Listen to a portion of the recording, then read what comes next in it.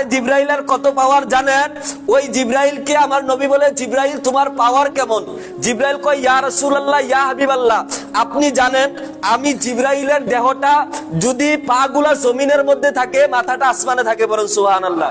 আমি জিবরাইলের এত বড় দেহ চলাফেরা করার জন্য আমি একবার সিদরাতুল মুনতাহা, জিবরাইলের বাড়ি, আমি সিদরাতুল মুনতাহায় যখন থাকি, আল্লাহ আমাকে হুকুম দেয়, জিবরাইল অমুক জায়গায় যাও, আমি দৌড়ে যাই। আমার নবী কয়, জিবরাইল তোমার কি সময় লাগে না? বলতেছে, আল্লাহ সেই যাওয়ার ব্যবস্থা করার জন্য আমাকে 600 নূরের ডানা দিয়েছে, বলেন সুবহানাল্লাহ।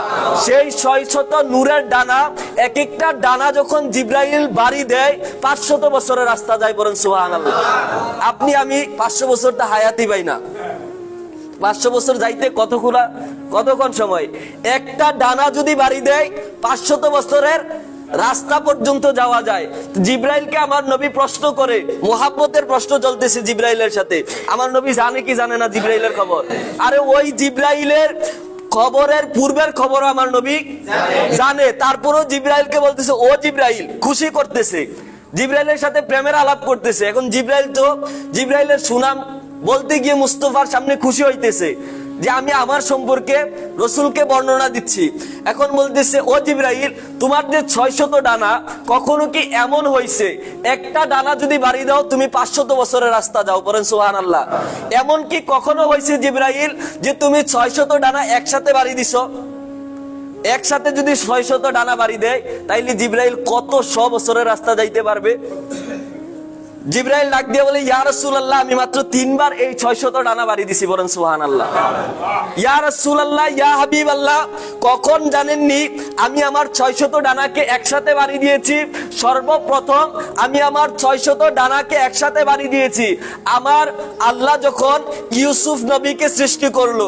ইউসুফ নবীর পূর্বে, ইউসুফ নবীকে সৃষ্টি করার পরে যখন তার ভাইয়েরা তাকে কূপের মধ্যে নিক্ষেপ করবে, আল্লাহ ডাক দিল, ও জিবরাইল, তুমি সিদরাতুল মুনতাহায় বসে থাকতে পারবে না, তোমাকে আমি এক্ষুনি হুকুম দিচ্ছি, আমার ইউসুফ যদি জলের মধ্যে ডুবে মারা যায়, আমার ইউসুফ যদি জলের মধ্যে ডুবে যায়, আমি আল্লাহর মধ্যে একটা ধাক্কা আসবে, জলদি করে যাও।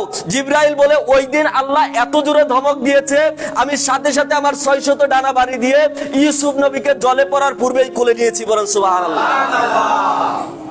আমার নবী ডাক দিয়ে কয়, ও জিবরাইল, নাম্বার 2 কোন দিন তোমার 600 ডানাকে তুমি বাড়ি দিয়েছো? ওই দিন জিবরাইল বলে, ইয়া রাসূলুল্লাহ, 2 নম্বরে ওই দিনটা যেই দিন ইব্রাহিম নবীকে তার সম্প্রদায় আগুনের মধ্যে নিক্ষেপ করবে।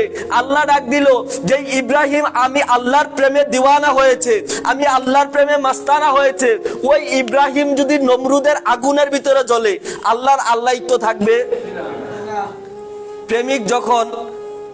প্রেমিকের জন্য যখন জীবন দেয় বাতিলের কাছে, আল্লাহ এটা সহ্য করতে পারে?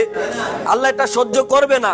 জিবরাইলকে বললো, ও জিবরাইল, এত জোরে ধমক দিলাম তোমাকে, তুমি যাও, নমরুদের আগুনে পড়ার পূর্বে তুমি জিবরাইল ইব্রাহিমকে কোলে নিবা, পড়েন সুবহানাল্লাহ। ওই দিন 2 নম্বরে। 3 নম্বর সরকারে মুস্তাফা বলেন যে, জিবরাইল তুমি আর কোন দিন এসেছিলে? জিবরাইল বলে, ইয়া রাসূলুল্লাহ, ওই দিন আমি এত ভয় পেয়েছিলাম, আল্লাহ এত জোরে ধমক দিয়েছিল, আপনি যখন উহুদের ময়দানে কাফেররা যখন আপনাকে আঘাত করলো, আপনার দন্ত মুবারক যখন শহীদ হয়ে গেল, ও মুস্তাফা, আপনার শরীর থেকে যখন রক্ত মুবারক গুলা বেয়ে বেয়ে পড়তেছে, সিদ্দিকে আকবর যখন আপনাকে নিয়ে হয়রান পেরেশান হয়ে গেছে, ওই সময় আল্লাহ আমাকে ধমক দিল, জিবরাইল যা, আমার বন্ধুর 1 ফোঁটা রক্ত মুবারক যদি জমিনের মধ্যে পড়ে, এই জমিনের মধ্যে কোনোদিন আবাদ হবে না। আমার বন্ধুর রক্ত মুবারক যদি এই জমিনের মধ্যে পড়ে, এই জমিন কখনো ফসল দিতে পারবে না। আমার বন্ধুর রক্ত জমিনের মধ্যে পড়ার পূর্বে তুই জিবরাইল সেই রক্ত মুবারক গুলা তোর আয়ত্তের মধ্যে নিয়ে আসবি, বলেন সুবহানাল্লাহ। ইয়া রাসূলুল্লাহ, ওই দিন আমি বেশি আল্লাহর ধমকে বেশি কষ্ট পেয়েছিলাম। ওই দিন আমি অনেক তাড়াহুড়া করে আগে আপনি রসুলকে সেভ করেছি।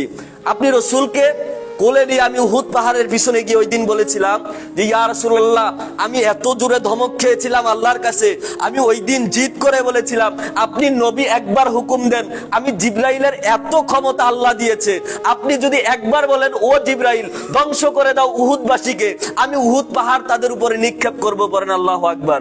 জিবরাইলের এই ক্ষমতা আছে না নাই? ওই জিব্রাইলকে তখন নবী বলল, জিব্রাইল তুমি যদি উহুদবাসীকে ধ্বংস করে দাও, আমি মুস্তাফা দাওয়াত ইসলামের কাজ কার কাছে করব? আমি মুস্তাফা কাকে ঈমানের তালিম দেব?